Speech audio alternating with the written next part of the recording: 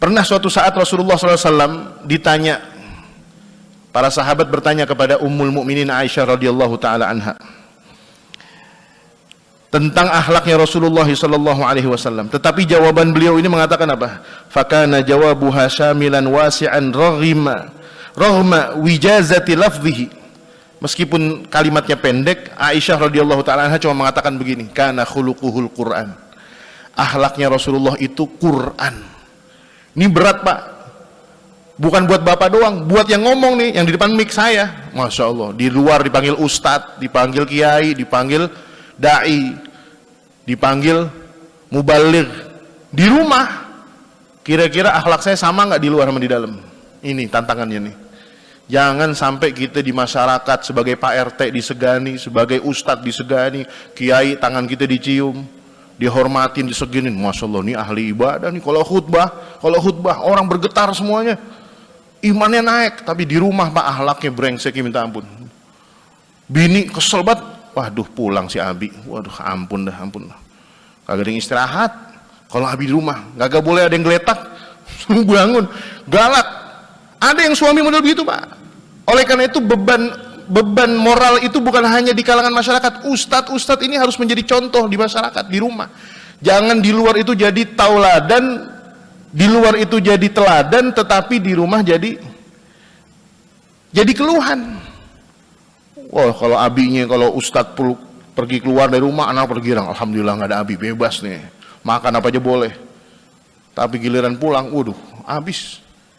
Saya beberapa waktu yang lalu mendamaikan orang tua, suami istri, Pak, yang mau cerai. Istri nggak tahan hidup gara-gara suaminya kebangetan pelit, minta ampun pelit. Saya baru kaget, Pak, itu. Nah, saya mohon maaf ya, namanya Ustadz kampung, itu ada suami istri berantem datang ke rumah saya. Dia kan masih muda, yang berantem udah umuran hampir 50 lewat. Ustadz, suami saya pelit banget, saya udah punya anak 4, kagak berubah-berubah. Emang pelitnya gimana, Bu? Itu suami diem aja, malu kali ceritain. Setiap beli telur dikasih angka telurnya, dikasih nomor. Coba itu, Pak. Suami, Bapak pernah begitu nggak? Ada ini? Nggak ada kan? Oh, sini mah orang baik semua nih. Orang Fatimah Muhammad mau baik-baik semua. Telur, Pak, telur dikasih angka di kulkas 1, 2, 3, 4. Pulang kantor tanyain, nih tadi saya berangkat nih ada nih 10 telur nih, kenapa sekarang jadi tinggal 8? Saya pengen makan. Ditanya, pisang sesisir dikasih spidol. Coba tuh, Pak. Saya bilang, Pak, bener itu begitu? Ustadz, ekonomi lagi susah, semua harus serba perhitungan bener, Pak, tapi kagak gitu juga. Masa telur dia kasih angka? Saya baru denger nih. Belum selesai saya nyelamahin suaminya, bini nyaut, belum lagi itu botol sabun ada tanggalan, ngerefill sabun tanggal segini ngerefill, pokoknya nih habis harus tanggal sekian. Kalau kurang dari tanggal 19 berarti ada yang mandi lebih dari 2 kali nih. Kata begitu. Kebangetan pelit. Oleh karenanya akhlak kita di luar dan di dalam rumah itu jangan sampai berbeda. Di luar kita disegani masyarakat, dipanggil sebagai tokoh, sebagai ustadz, sebagai panutan, mungkin mantan RT, mantan RW, orang taunya akhlaknya baik. Di rumah peliti minta ampun.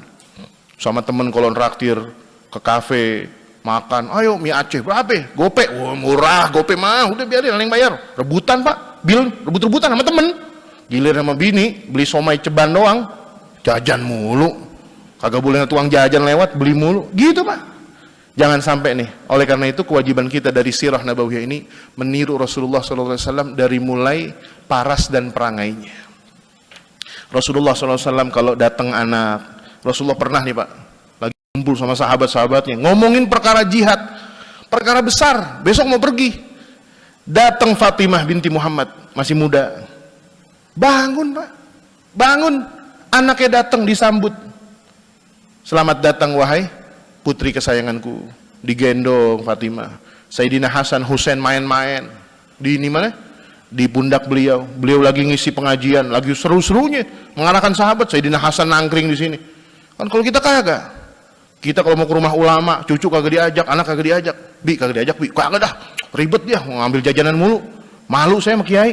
Jangan. Justru akhlak kita adalah seperti akhlaknya Rasulullah SAW. Rasulullah berapa kali, Pak, dalam hadis diompolin sama anak sahabat, Pak.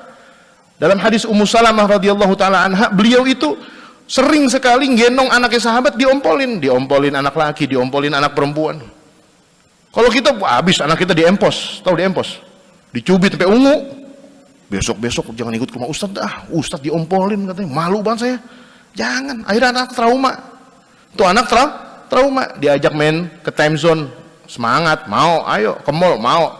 Mah mau kemana mah? Mau Ustadz? Oh enggak dah, diomelin mulu ke rumah Ustadz, ngeri rumah Ustadz. Untuk Pak, jangan sampai akhlak kita kemudian memberikan dampak buruk pada keluarga. Yang kedua, dalail.